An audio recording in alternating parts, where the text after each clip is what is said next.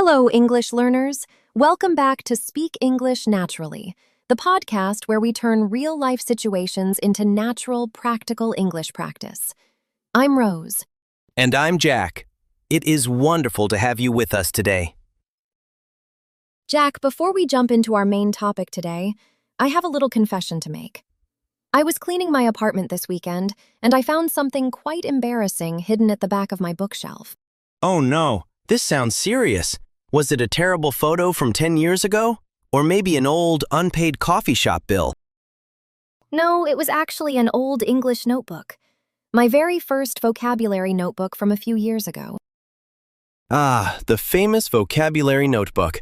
Why is that embarrassing? Many people have those. I have about 5 of them.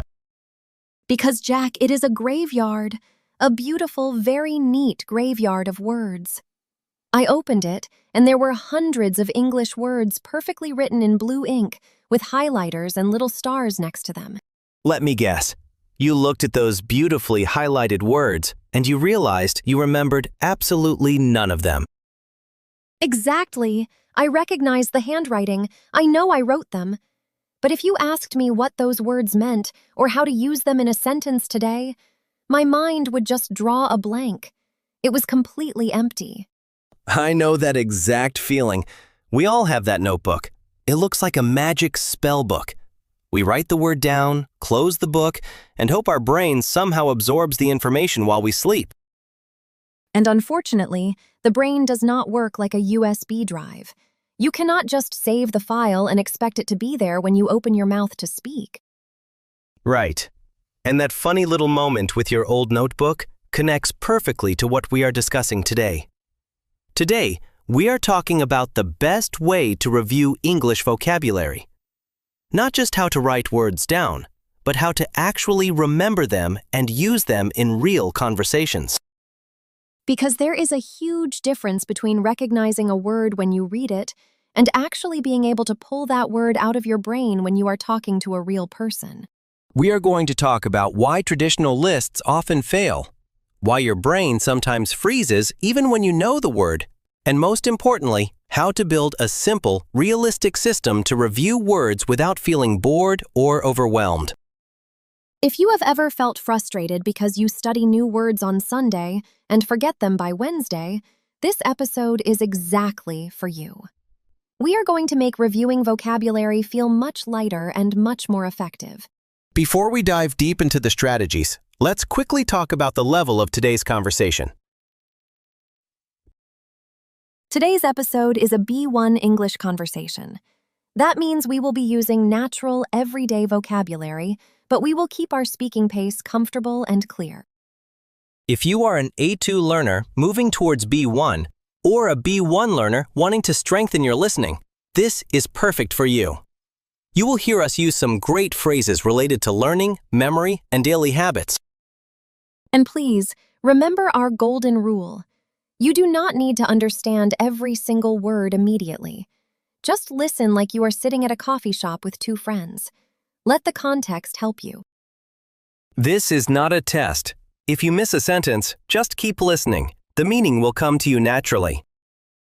And do not forget, near the end of the episode, we will slow down and do our word tour. We will pick out some of the most useful words from our conversation, explain them simply, and practice them together. We also want to hear from you. While you listen, we invite you to leave a comment down below. Just write one short sentence in English. It is a great way to practice, and we love reading them. Let's get started.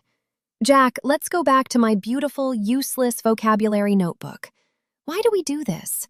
Why do we love making these huge lists of words? I think it is because making a list feels like progress. When you write down 20 new words, your brain gives you a little reward.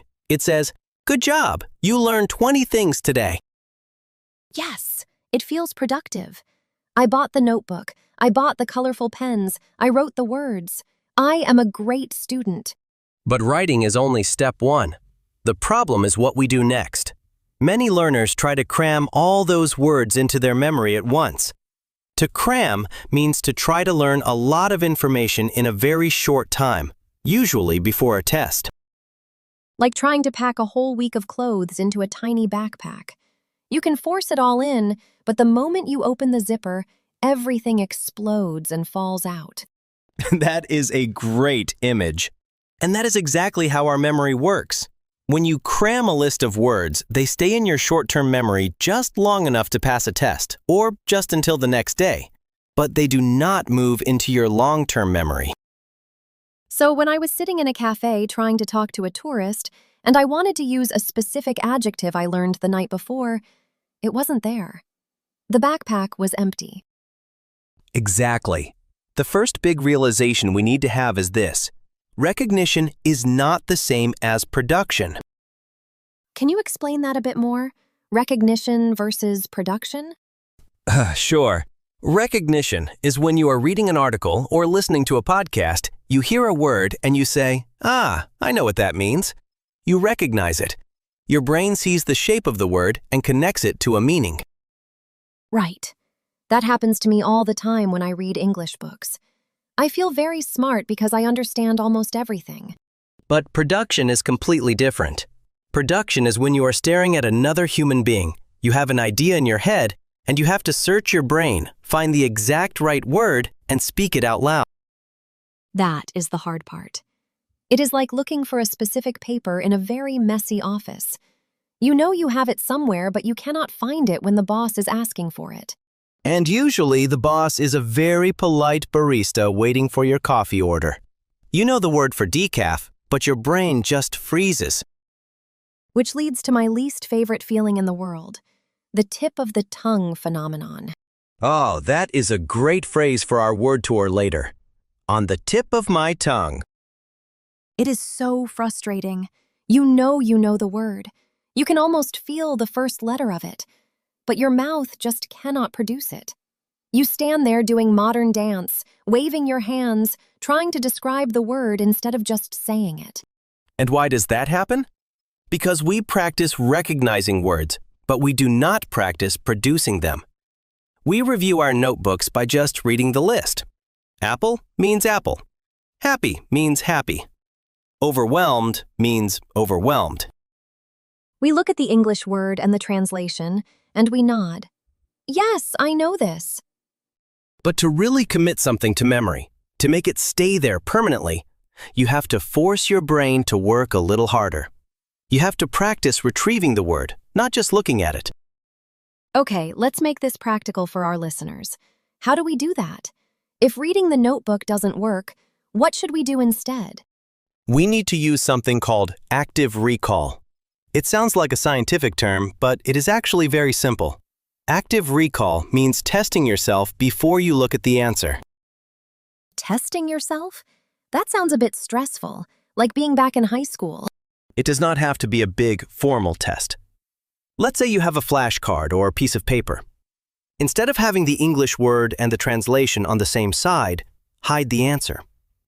Look at a picture or look at a sentence with a blank space and try to remember the word.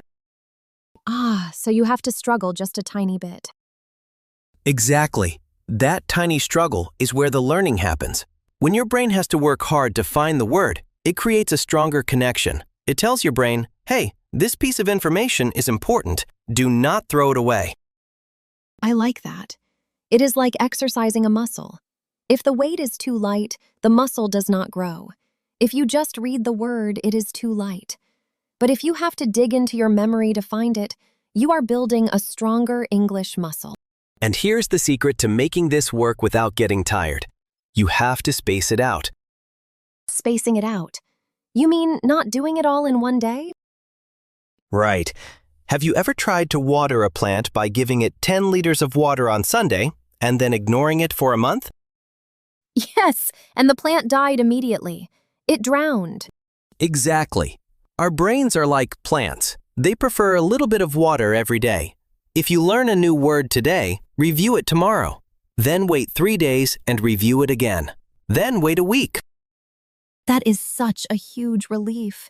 You are telling me I don't have to review every single word I know every single day? No, that would be overwhelming. To be overwhelmed means to feel like you have too much to do and you cannot handle it. We want to avoid feeling overwhelmed. So I just need to brush up on a few words each day. To brush up on means to practice or improve a skill you haven't used in a while. Perfect. Just a quick review. 5 minutes while you are drinking your morning coffee or while you are waiting for the bus. Okay, so active recall and spacing it out. That makes sense. But Jack, I still have a problem. Even when I remember the word, sometimes I use it completely wrong in a sentence. That brings us to our next major point, and this is probably the biggest mistake advanced learners make. They learn words naked. Naked words? Jack, this is a family-friendly podcast. You know what I mean. Naked means alone, isolated. Just the word by itself with no friends around it. Like just writing the word decision in your notebook. Exactly. You write decision, you learn the meaning, and you think you are done. But English, like any language, is not just individual blocks. It is about how the blocks fit together. Right. Because in English, we don't do a decision, we make a decision. Yes, if you learn the word decision naked, when you are in a conversation, your brain has to translate your native language into English, and then guess which verb goes with decision. And that is when you freeze, because your brain is working too hard doing translation math. Do I take a decision? Do I have a decision? Do I make a decision? Exactly. The solution is context. Context is king. Never, ever write a single word in your notebook again. Always write the phrase or the chunk of language. I love the idea of language chunks. It makes speaking feel so much smoother. Instead of building a house brick by brick, you are moving whole walls into place. That is a great way to picture it. Instead of writing heavy and rain separately, write heavy rain, because you cannot say strong rain. Instead of rely, write rely on, because the preposition is always attached to it. This changes everything. When I started learning chunks instead of words, it was a light bulb moment for me. A light bulb moment, another great phrase. It means a moment of sudden inspiration or understanding, like a light turning on in a dark room. Yes. When I realized I could just learn, I am looking forward to, as one big chunk, I stopped worrying about the grammar inside it. I just memorized the whole sound. That is exactly how native speakers learn. When children learn to speak, they don't study grammar rules. They hear their parents say, "Let's go for a walk," and they memorize that entire sound block. So if a listener is writing vocabulary down today, they should write the full sentence they heard on this podcast. Not just the word overwhelmed, but I feel overwhelmed when I have too much homework. Precisely. And let's take it one step further. To really make that sentence stick in your mind, it needs to be about you. What do you mean? It has to be personal? Yes, the brain remembers things that have emotion or personal meaning. If you write down a dictionary example, like the company made a strategic decision to expand into Europe, that is boring. Unless you are a CEO, your brain does not care about that sentence. My brain definitely does not care about corporate strategy on a Sunday morning. Right. But if you write, "I made a decision to buy an expensive coffee today," your brain says, "Ah, I know that feeling. I remember the coffee." Oh, that is so true. Emotion is like glue for memory. If I connect a new English word to a funny memory or a person I know or something I love, it stays there forever. Let's do an example. Let's say a listener wants to learn the phrase "to get along with someone," which means to have a good relationship with them. Okay, the bad way to learn it is to get along with, meaning to be friendly. Yes, that is the boring way. The better way is to think of a real person in your life. You could write, "I get along very well with my sister, but my cat does not get along with the neighbor's dog." Suddenly, there is a picture in your head. You see the angry cat. You see the dog. The vocabulary becomes alive. And when you are in a real conversation talking about pets or family, that chunk of language, "get along with," will naturally pop into your head, because it is connected to a real memory. So, to summarize our strategy so far, we are not cramming words. We are using active recall to test ourselves. We are spacing our reviews out over time. We are learning chunks, not naked words, and we are making the examples personal.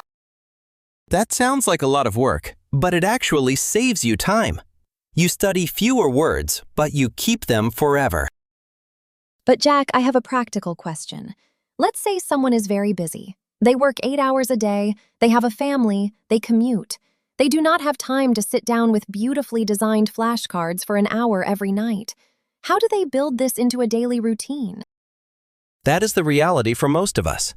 And the answer is, you make the habit tiny. You don't need an hour. You need 5 minutes. 5 minutes? Can you really review vocabulary in 5 minutes?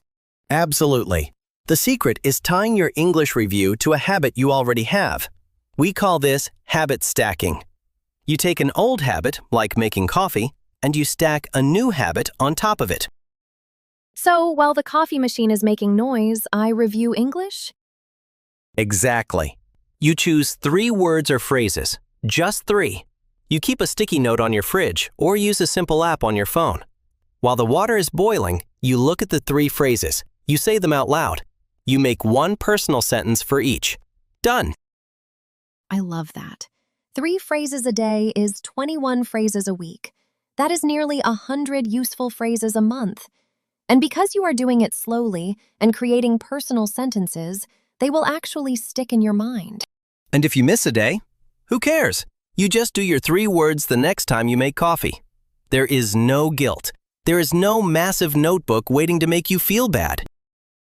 The notebook graveyard is closed. We are no longer visiting the graveyard. We are living in the real world now. And part of living in the real world is accepting that forgetting is normal. This is such an important point. Sometimes I feel so stupid when I forget a word I learned last week. I think, my memory is terrible. I am never going to be fluent. That is just your brain doing its job. Your brain's job is to delete information that is not essential for survival.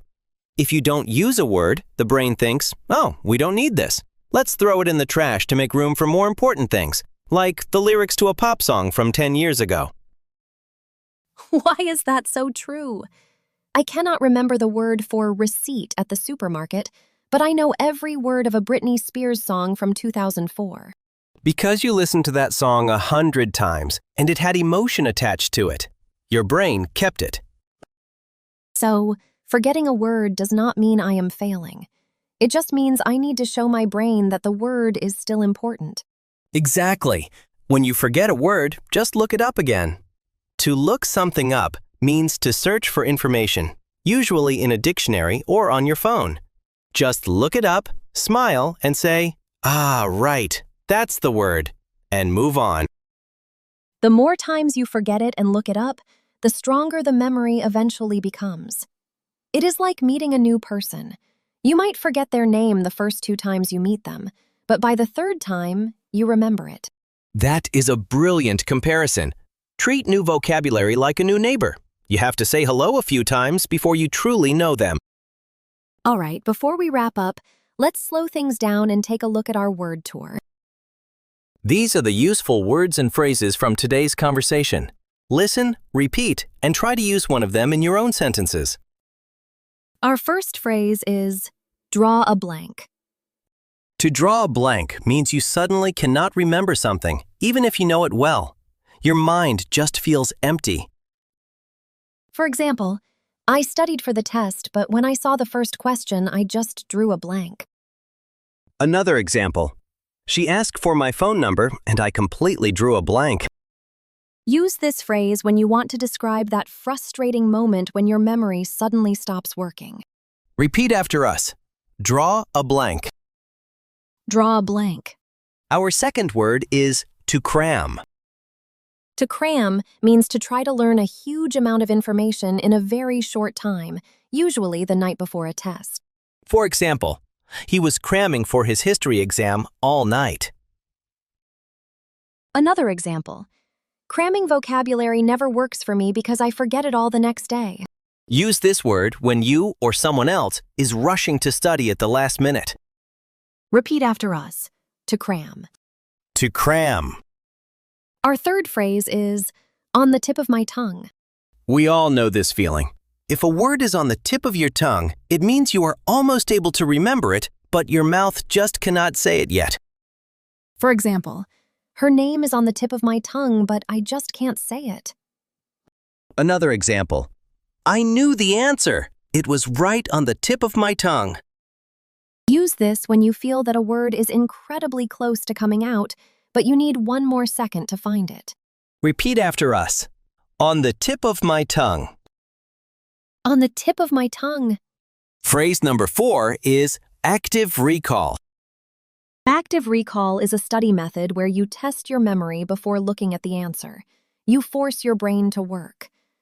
For example, using flashcards is a great way to practice active recall. Another example. Active recall forces your brain to build stronger memories. Use this phrase when talking about effective study habits and testing yourself. Repeat after us. Active recall. Active recall. Our fifth word is overwhelmed. To feel overwhelmed means to feel like you have too much to handle, and it makes you feel stressed or tired. For example, I feel overwhelmed when I look at a list of 100 new English words. Another example. She was completely overwhelmed by all the tasks at her new job. Use this word when life, work, or studying just feels like too much. Repeat after us. Overwhelmed. Overwhelmed. Number 6 is the phrasal verb to brush up on. To brush up on something means to practice or review a skill that you already learned but haven't used in a while. For example, I need to brush up on my Spanish before my trip to Madrid. Another example. He is brushing up on his presentation skills before the big meeting. Use this when you want to quickly refresh your memory about a topic or a language. Repeat after us. To brush up on. To brush up on. Our seventh phrase is light bulb moment. A light bulb moment is a moment of sudden understanding, inspiration, or a great idea, like a light turning on in the dark room. For example, when the teacher explained the grammar rule, I finally had a light bulb moment. Another example. Realizing I could learn chunks of words was a huge light bulb moment for my English learning. Use this phrase to describe the exact second when something complicated suddenly makes total sense. Repeat after us. Light bulb moment. Light bulb moment. Phrase number 8 is to get along with. To get along with someone means to have a good, friendly relationship with them. For example, I get along with my coworkers very well. Another example. It is important to get along with your roommates if you share a small apartment. Use this phrasal verb to talk about relationships, friendship, and how people interact. Repeat after us. To get along with. To get along with. And our final phrase for today is to look something up. To look something up means to search for information, usually in a dictionary, a book, or on the internet. For example, if you don't know the word, just look it up in the dictionary. Another example. I had to look up the restaurant's address on my phone because we got lost. Use this phrase when you are finding a fact, a translation, or a piece of data. Repeat after us. To look something up. To look something up. And that brings us to the end of our word tour. So today, we talked about why huge lists of naked words often fail us. The secret to remembering vocabulary is not studying more hours. The secret is studying smarter. Exactly. Remember our main rules.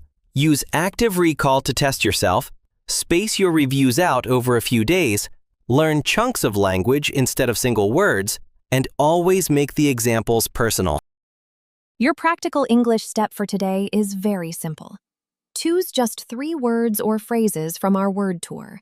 Do not choose 10, just 3. Write them on a piece of paper and write one true personal sentence for each phrase. Tie them to a real memory, a real person, or a real feeling. And tell us in the comments, what is one word tour phrase you want to use today? Write your personal sentence right there in the comments section. We would love to read it. If you had a light bulb moment during this episode, please like the video, subscribe to the channel, and share this podcast with a friend who is also learning English. It really helps us create more conversations for you. Remember, forgetting words is completely normal. Do not be hard on yourself. Just look the word up, smile, and keep going. You've been listening to Speak English Naturally. Real English, real conversations, positive energy. See you in the next episode.